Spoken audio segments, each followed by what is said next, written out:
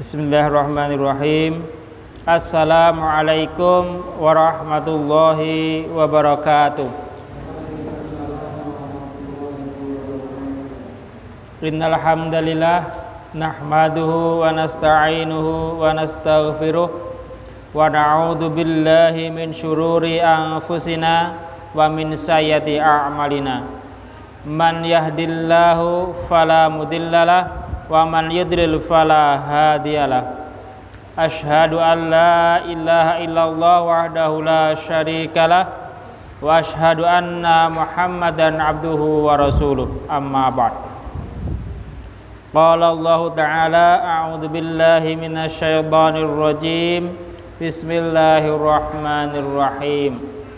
Wa kulu washrabu wa la tusrifu innahu la yuhibbul musrifin. Wa qala aidan falyanzuril insanu ila ta'ami. Shadaqallahul adzim. Alhamdulillah, ikhwan akhwat sekalian, mari sama-sama kita panjatkan rasa syukur kita kepada Allah Ta'ala, yang mana pada kesempatan malam hari ini, di malam yang penuh berkah, di malam Jumat, kita semua kembali dikumpulkan oleh Allah Ta'ala di Masjid Nurul Jannah ini dalam rangka thalabul ilmi, yang mana kita semua tahu dan selalu diingatkan oleh Amir Majelis bahwasanya barang siapa yang berjalan dalam rangka menuntut ilmu, maka Allah akan memudahkan baginya jalan menuju surga. Kenapa? Karena jalan menuju surga itu dikatakan mendaki, susah dan sukar. Maka bersyukurlah kita semua yang pada malam hari ini hadir di Masjid Nurul Jannah. Maka jalan yang terjal, yang susah, yang rumit itu akan dibuat mudah oleh Allah Ta'ala. Dan semoga Allah karuniakan kepada kita semua ilmu yang bermanfaat, yang dapat kita amalkan dalam kehidupan kita. Sholawat serta salam semoga senantiasa Allah curahkan untuk junjungan kita Nabi Muhammad sallallahu alaihi wasallam, untuk keluarganya, sahabatnya, dan juga untuk seluruh umatnya hingga yaumil qiyamah nanti.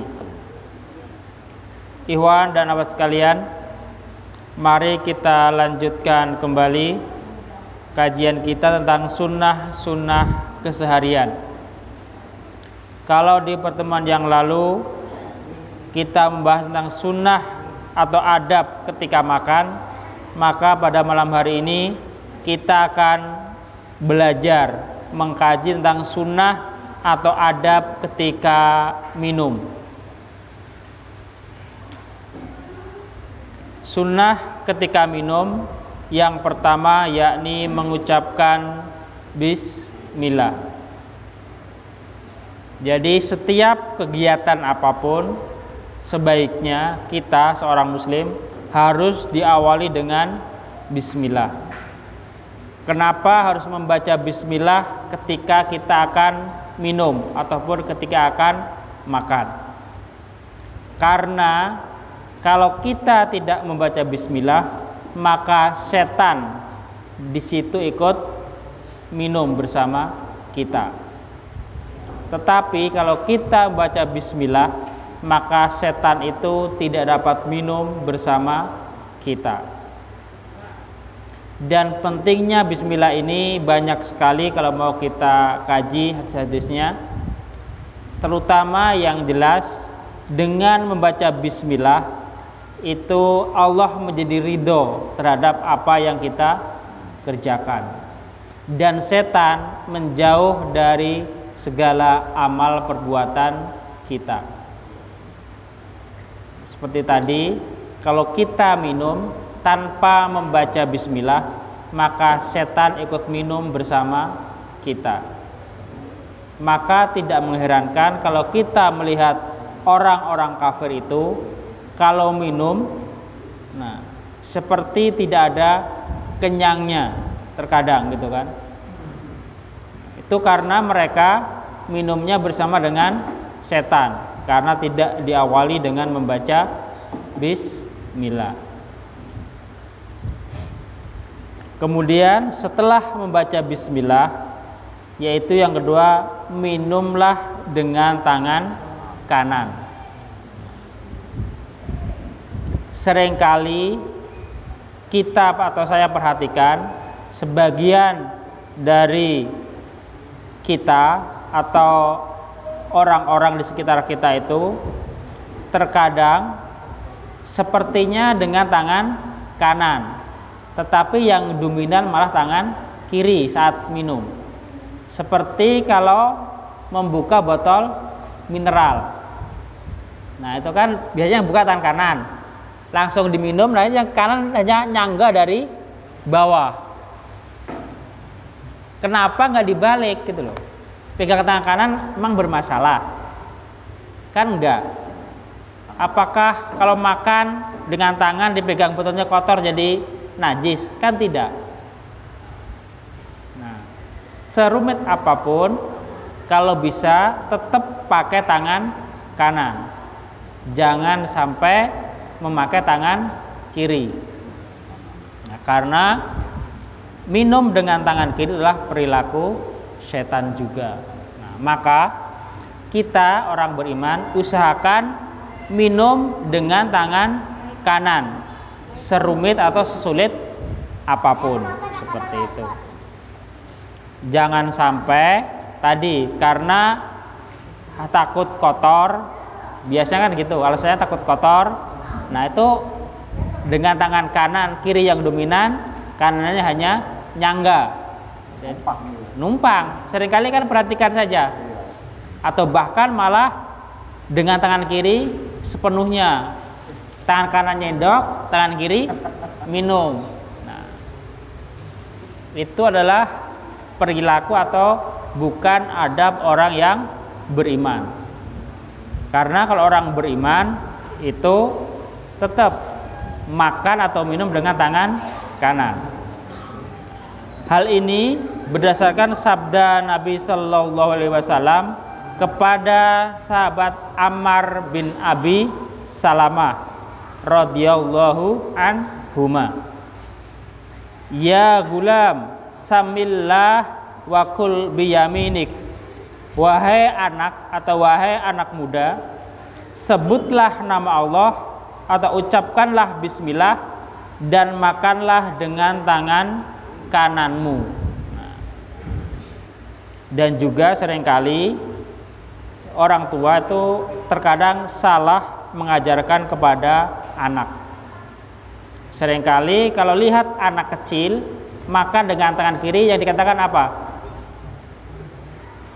Makan dengan tangan yang bagus. Kanan sih, Bang. Jangan kanan, jangan bagus, tapi tangan kanan. Gitu kan. Karena nanti kalau terbiasa diomongkan seperti itu, takutnya terekam di pikiran anak, tangan kanan bagus, tangan kiri jelek. Nah, padahal semuanya bagus, cuman fungsinya masing-masing, seperti itu. Dan juga disinilah pendidikan yang perlu selalu kita tanamkan kepada anak-anak kita. Jangan ditolerir sekecil apapun perilaku anak kita, kalau tidak sesuai dengan tuntunan segera diingatkan. Terkadang seringkali kita mendengar kasihan masih kecil, biarin saja, nanti kalau udah gede baru diajari.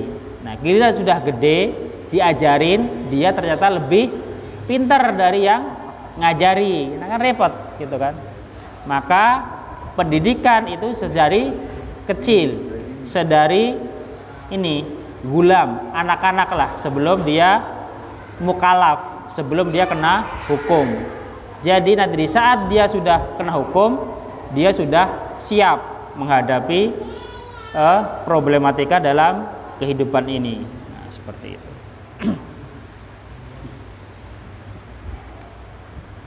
setelah mengucap bismillah makan atau minum dengan tangan kanan. Yang ketiga yakni bernafas di luar bejana atau di luar gelas ketika minum,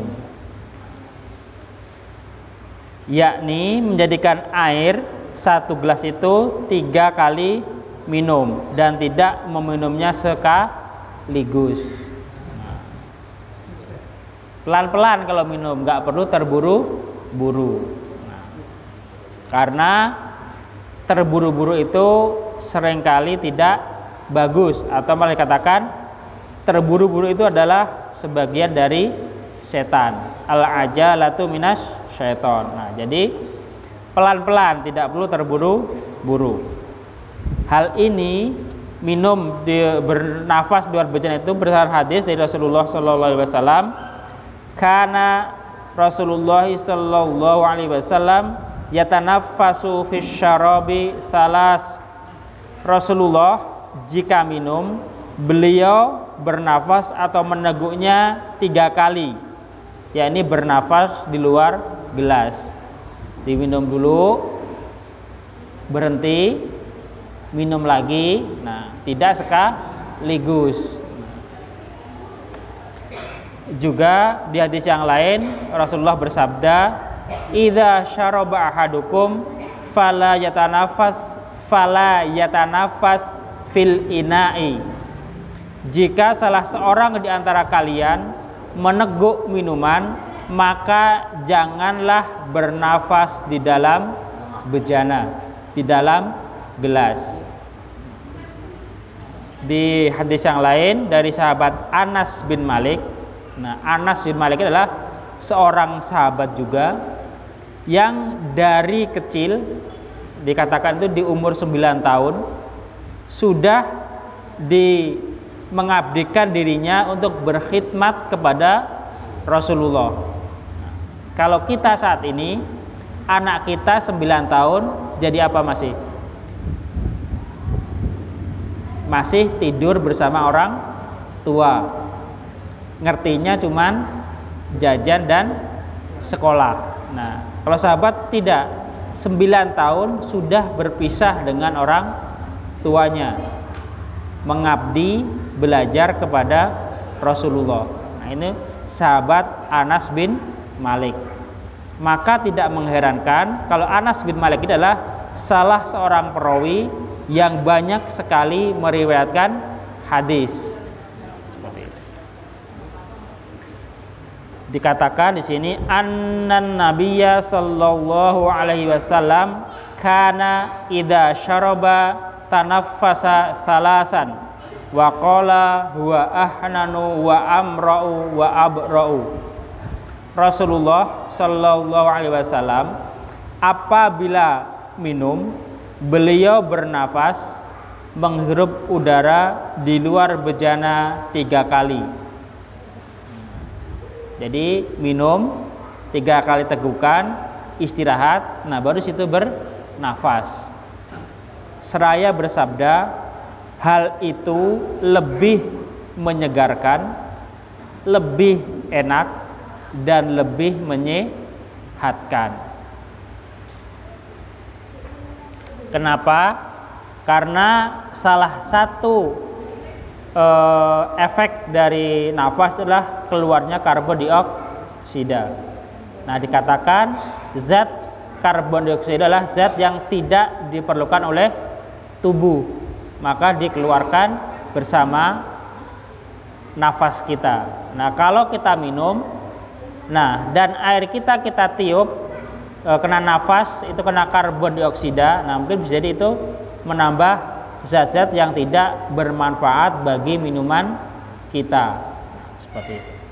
Maka Rasulullah mengajarkan jangan bernafas ketika minum. Yang keempat, yang ini harus benar-benar kita perhatikan, yakni minum sambil duduk.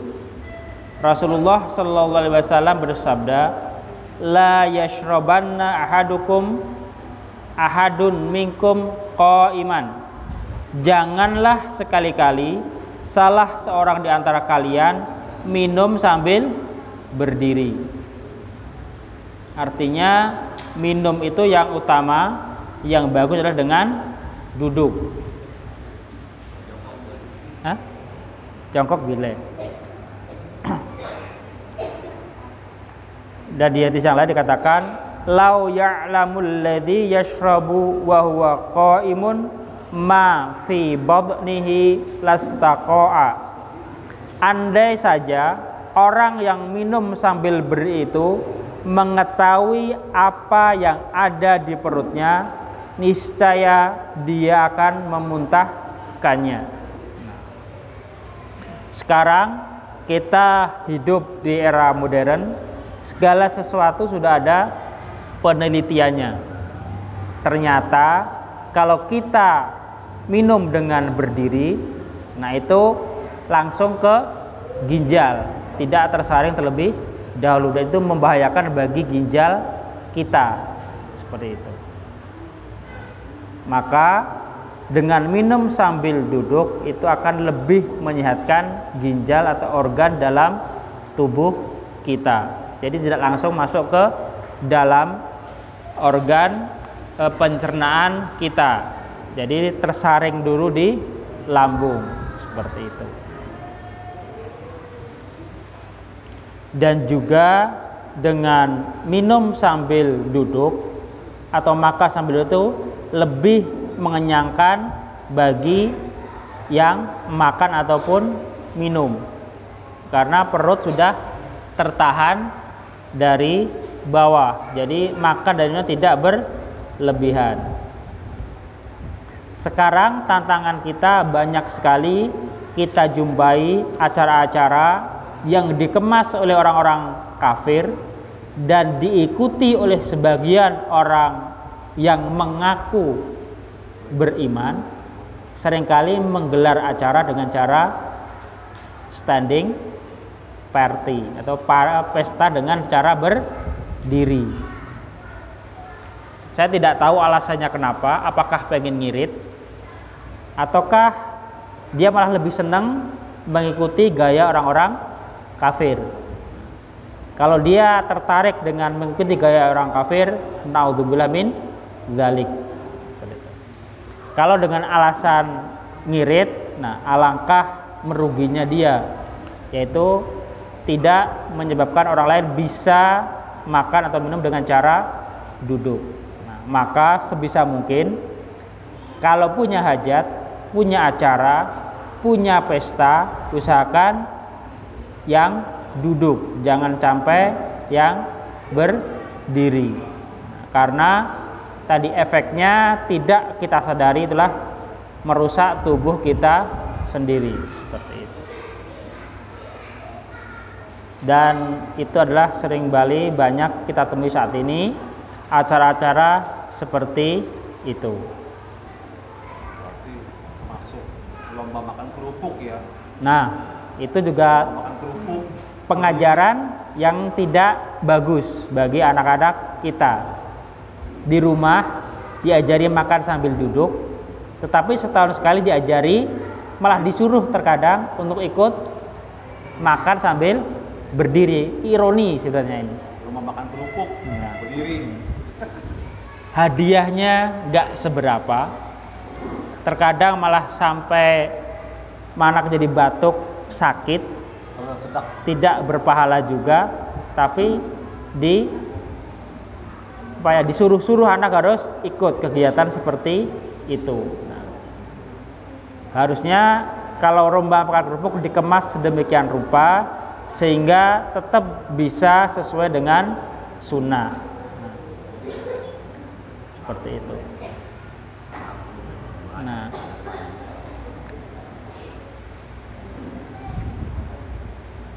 kemudian yang kelima, yakni mengucapkan alhamdulillah setelah Selesai makan. minum. Nah, jangan sampai kita makan selesai atau minum selesai tidak mengucapkan alhamdulillah. Kenapa? Karena Rasulullah SAW bersabda, innallaha la yardha 'anil abdi ayyakulal akhlata fayahmadahu 'alaiha aw yashraba asyarbata fayahmaduhu 'alaiha. Sesungguhnya Allah Ta'ala sangat ridho kepada seorang hamba yang menyantap makanan kemudian dia memujinya atas makanan tersebut, atau meneguk minuman kemudian dia memujinya atas minuman tersebut. Nah, itu Allah ridho kepada orang-orang yang membaca alhamdulillah setelah minum ataupun makan. Jangan sampai kita tidak membaca doa ini. Seperti itu. Tapi ya tadi terkadang kita di satu acara itu mulainya kapan, berhentinya kapan, terkadang tidak jelas, gitu kan. Jadi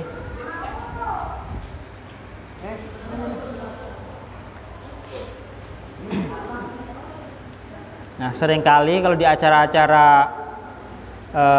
seperti itu, nah kadang makan dari jam 8 sampai jam 9 kadang belum kelar. Karena makannya mengalir terus dikit-dikit mengalir. Nah, harusnya benar-benar kita perhatikan. Tadi makan diawali dengan bismillah dan diakhiri dengan alhamdulillah. Nah, walaupun sesering atau selama apapun, kalau kita sudah berhenti mau minum kembali ya baca bismillah kembali. Selesai itu ya baca alhamdulillah.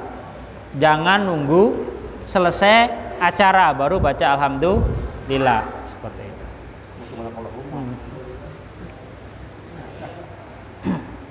Kemudian yang keenam, tidak meniup minuman.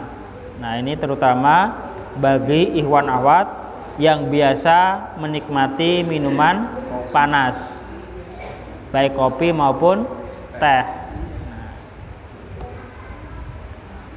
Dari sahabat Abu Sa'id Al-Khudri radhiyallahu anhu, dia berkata, naha Rasulullah sallallahu alaihi wasallam anisyurbi min sulmatil qadhi wa an yunfakha fis syarab. Rasulullah sallallahu alaihi wasallam melarang minum dari lubang tempat air dan melarang meniup minuman. Nah, karena tadi yang namanya meniup itu mengeluarkan karbon dioksida. Nah, itu tidak baik bagi minuman yang sedang kita minum. Nah, di situ dikatakan dilarang meminum dari lubang tempat air. Nah, mungkin kalau bahasa kita mungkin dari teko atau ceret. Nah, itu jangan langsung ditenggak langsung ujung teko atau ceretnya. Kenapa? Bisa jadi nanti ada orang lain yang mau minum karena melihat sudah tadi kena mulut orang lain tidak jadi minum. Kasihan. Walaupun kalau kita lihat contohnya Rasulullah dan para sahabat itu sering kali minum hanya dengan satu gelas yang sama. Jadi Rasulullah itu biasa segelas begini itu digilir muter, semua sahabat kebagian, sering kayak begitu. Nah, tetapi kita saat ini memang jarang dengan sunnah ini kita praktekkan.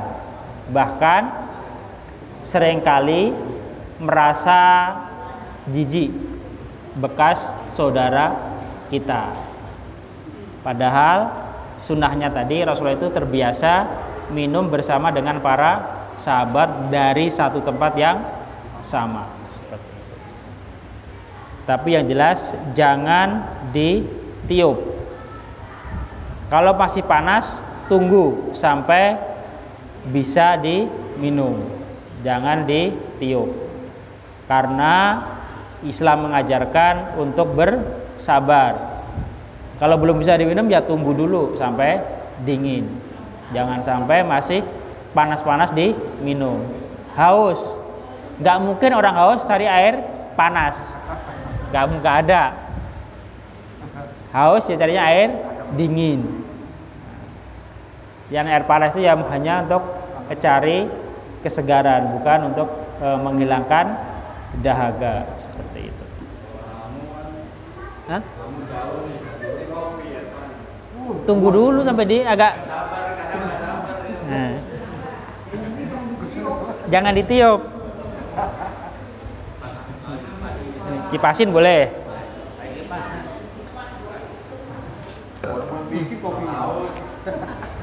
Kalau kayak gitu, nyajikan tamu air panas, nah itu belajar dari orang Aceh. Pakai nampan kecil. Nah, bisa dituang sedikit. Nah, itu. Dibalik. Tapi kalau kita yang suruh kayak orang Aceh, kopinya dibalik begitu, langsung habis. Habis kenapa? Tumpah biasanya gitu. Karena itu perlu teknik khusus, apalagi saat minum buka pelan-pelan itu perlu pembiasaan sendiri. Kemudian yang ketujuh, sunnah dalam minum ini adalah dianjurkan untuk berkumur ketika selesai minum susu ataupun yang sejenisnya. Hal ini berdasarkan hadis dari sahabat Abdullah bin Abbas. Nah, Abdullah bin Abbas juga seorang sahabat yang mana ketika Rasulullah meninggal, beliau masih sangat muda. Dan beliau banyak mendapat pelajaran dari Rasulullah Shallallahu Alaihi Wasallam. Dia berkata, anna Rasulullah Shallallahu Alaihi Wasallam syariba labanan fayatmadha wa qol innalahu dasaman. Bahwasanya Rasulullah Shallallahu Alaihi Wasallam meminum susu, kemudian berkumur. Lalu beliau bersabda, susu ini mengandung lemak. Karena di zaman Rasulullah susunya itu masih susu murni, bukan seperti saat sekarang. Susu yang katanya murni baru katanya, tapi ketika dibaca komposisinya lebih banyak campurannya dibandingkan susunya. Seperti itu. Nah, termasuk minum yogurt ya. Iya. Juga kumur ya. Kumur-kumur. Banyak jenis olahan susu itu disunahkan untuk berkumur karena mengandung lemak, yang mana lemak ini kalau tidak dibersihkan akan menempel di gigi. Nah, seperti itu. Dan juga doanya beda ya ketika minum susu dengan minum yang lain. Beda doanya. Doanya beda, betul. Iya. Enggak kan dia? Pakai. Suka min fadling.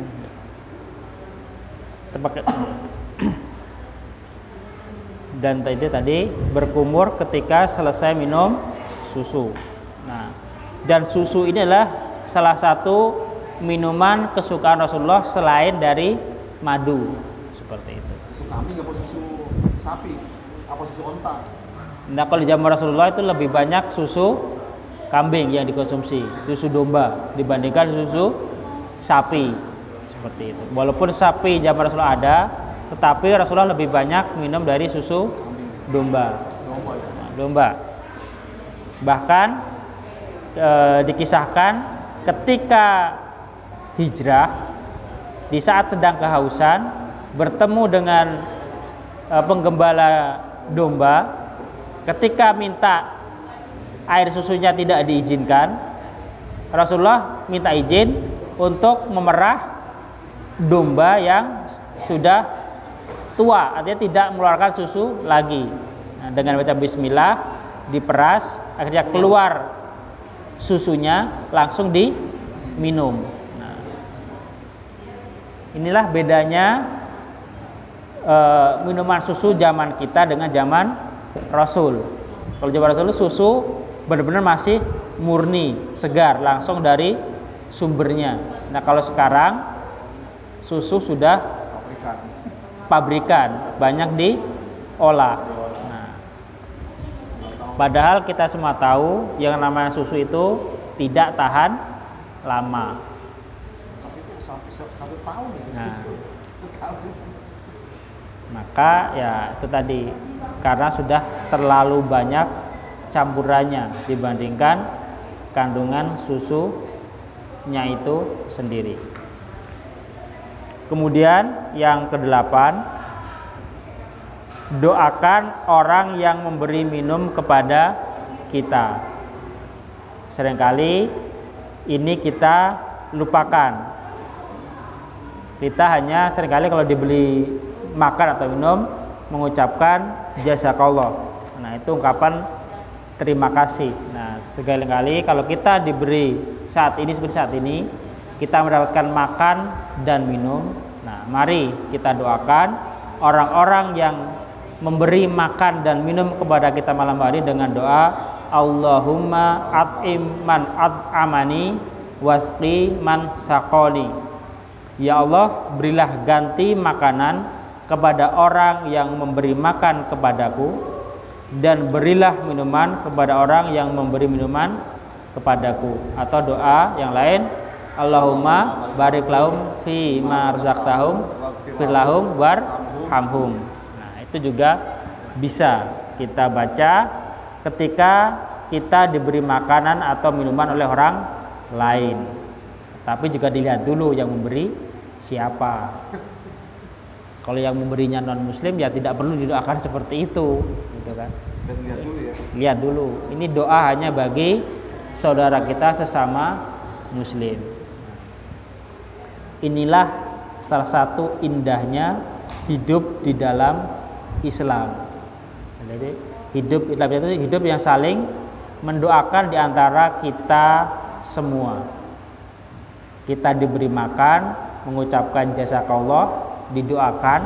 Nah, jadi yang memberi pun juga akan merasa bahagia, senang. Nah, seperti kita berzakat pun juga didoakan. Nah, jadi semua itu kalau kita mengeluarkan harta itu sebenarnya ada doa yang akan kita dapatkan. Jangankan memberikan infak atau sedekah, bersin saja Doanya. ada yang mendoakan kepada kita. Maka nikmat hidup dalam Islam ini patut kita syukuri. Dan sunnah-sunnah ini kalau kita laksanakan, insya Allah hidup ini akan semakin berkah, dan hidup kita juga akan jauh dari yang namanya penyakit. Kenapa saat ini banyak penyakit yang ada di sekitar kita? Mungkin salah satunya tadi adab atau sunnah dalam makan dan minum seringkali diabaikan, seringkali tidak dikerjakan seperti itu. Maka agar kita terhindar dari berbagai macam penyakit, salah satunya adalah dengan makan dan minum sesuai dengan sunnah yang dicontohkan oleh Rasulullah Sallallahu Alaihi Wasallam. Mungkin hanya ini saja yang bisa kami sampaikan pada kesempatan malam hari ini. Semoga sunnah-sunnah ini dapat kita amalkan setiap kali kita minum. Yang pertama, ucapkan bismillah sebelum minum. Kemudian minumlah dengan tangan kanan. Jangan bernafas ketika minum atau bernafas di gelas. Bernafaslah di luar gelas. Minumlah sambil duduk. Ucapkanlah alhamdulillah sebagai bentuk syukur setelah selesai minum. Jangan tiup minuman ketika masih panas. Sabar dan tunggu dingin. Bersihkan atau kumur-kumurlah setelah minum susu. Dan jangan lupa doakan kepada saudara kita yang memberi makan atau memberi minum kepada kita. Mohon maaf atas segala kesalahan dan kekurangan. Akhirul kalam. Wassalamualaikum warahmatullahi wabarakatuh.